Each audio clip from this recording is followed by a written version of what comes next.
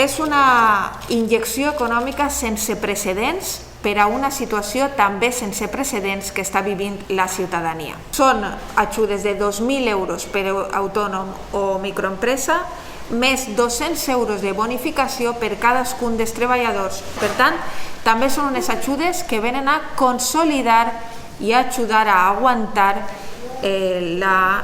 l'ocupació de les nostres microempreses. Els sectors als que va dirigit aquestes ajudes inicialment són els sectors més danyats i més afectats per les restriccions i les limitacions en aquest temps de pandèmia. Allotjaments i activitats turístiques, activitats de creació artístiques i d'espectacles, activitats esportives, recreatives i d'entreteniment i la nostra hostaleria, restauració i oci nocturn. La despesa corrent contemplada com a justificació per a les subvencions és pràcticament tot. És a dir, va des dels lloguers de locals, quotes de seguretat social tant d'autònom com dels treballadors, consumibles com la llum, aigua, gas, etc. I això permetrà que pràcticament tot aquell autònom o empresa tinga accessibilitat a aquestes ajudes.